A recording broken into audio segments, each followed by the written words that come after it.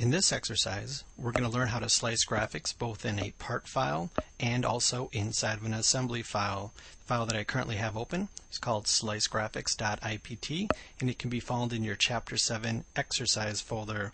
What I want to do with this part right here is I want to create another feature right in the middle of this part, but as you can see, it's kind of difficult to work inside the part since it's shelled out.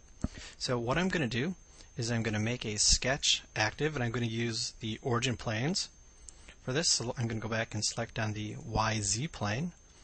And as you can see right now, if I went back and did a look at to the sketch, kind of difficult to see right through that part. So I'm just going to switch back to a little bit of an isometric view. And what I'm going to do is right click and then select Slice Graphics from the menu, or press the F7 key. And you see what that did is it went and removed the front portion of the part, so I can now see inside of it. So now if I go back and do the look at tool, now I'm looking directly inside.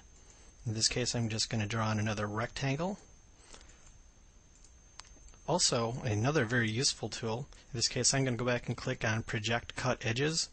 The tool that may be current on your screen is going to be Project Geometry. But Project Cut Edges is going to take all of the edges that actually touch that sketch, and then I'm just going to apply a couple of dimensions. I just hit D on the keyboard.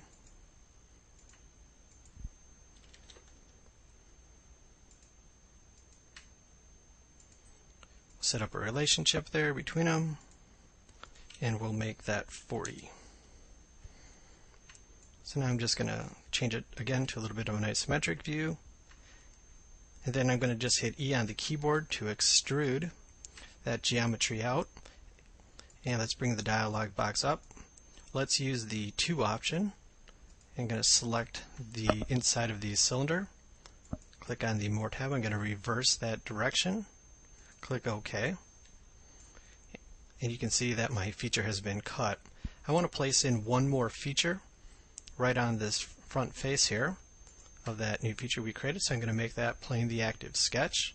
And as you can see, that is the critical portion of doing a slice graphics inside of a part, is you need to be inside of a sketch.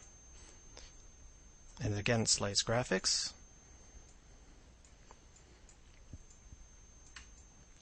Then just draw in whatever feature you want. I'll just place in a rectangle. You could dimension it if needed.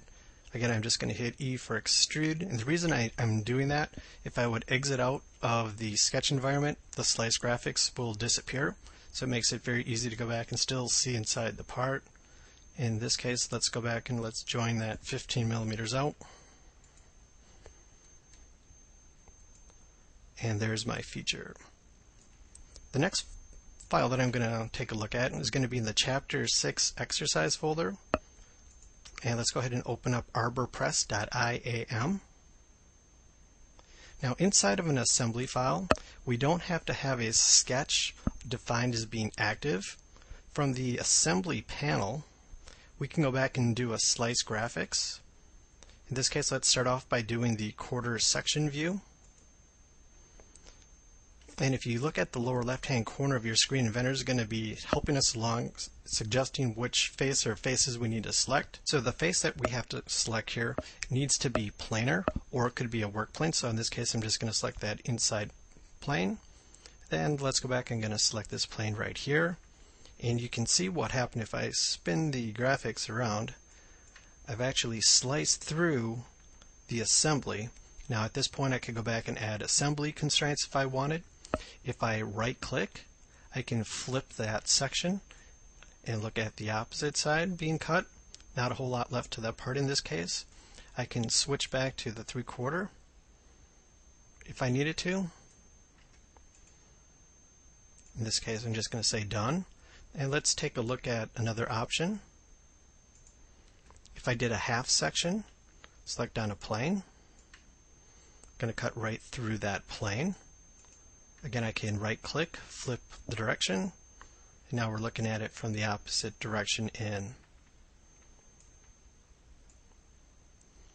From the menu, I can also come back down here and click the 3/4 section.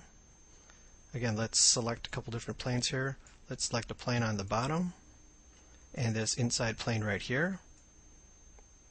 Kind of gives you a little different perspective of looking at the assembly. One thing to note is that the Slice Graphics is very graphics intense, so you want to make sure that you have a very decent video card, or if you're going to start to do your rotate, it may slow down just a little bit. And when we're done, we can either click on Done there to finish out that tool set, but then to complete the entire section, again, come back down to the assembly panel and click on End Section View.